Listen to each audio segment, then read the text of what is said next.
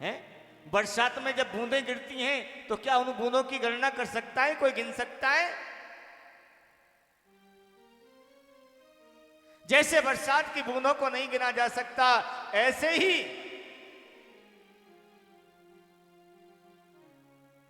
इस पृथ्वी पर इतने शिवलिंग हैं, इतने शिवलिंग हैं कि उनकी कोई गणना गिनती ही नहीं कर सकता। और भगवान राम जी ने महादेव की पूजा की। मुदित नहाए कीनी शिव सेवा,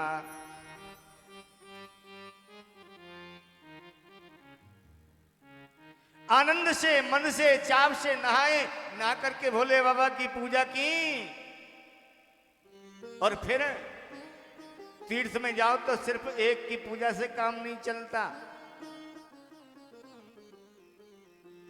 है। तीर्थ में जाओ तो आप जिस तीर्थ में जा रहे हो उस तीर्थ के अलग देवता भी होते हैं।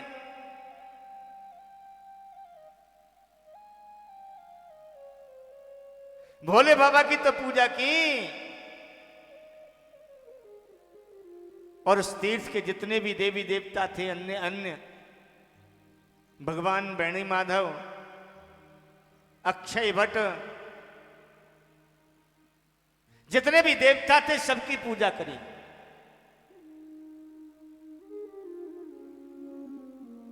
और उसके बाद में, पूजा करने के बाद में, और भाई भारद्वाज ऋषि के आश्रम पर पहुंचे। और भारद्वाज ऋषि ने राम जी का दर्शन किया, दर्शन करके धन्य हो गए।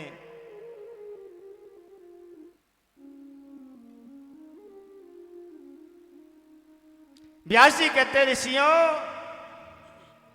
मेरे भोलेनाथ की इतनी अनंत अनंत कथाएं हैं, इतनी विचित्र कथाएं हैं कि जिनको कहना मेरे लिए तो असंभव है, कह ही नहीं सकता। कि हरि अनंत हरि कथा अनंता, हरि अनंत हरि कथा अनंता, कहीं सुनई बहु विद सब संता, कहीं सुनई बहु विद सब संता, कहीं सुनई बहु विद सब संता।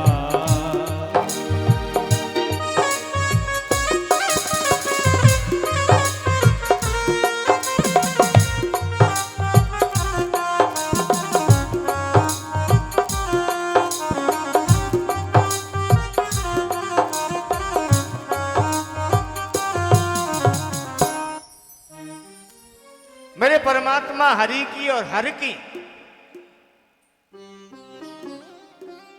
हरि और हर है ना,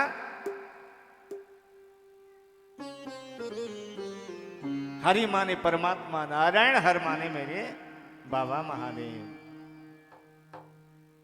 इनकी कथाएं इतनी विचित्र हैं, व्यास जी कहते हैं मैं तो कहने में सक्षम नहीं हूं।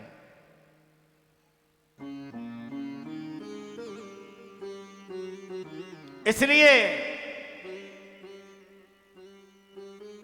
व्यास जी बोले, सूत जी का यह वचन सुन के सब देव ऋषि हर्षित हो गए, सब महर्षि हर्षित हो गए। बोले आपने क्या महिमा सुनाई है प्रयागराज की, हम धन्य हो गए।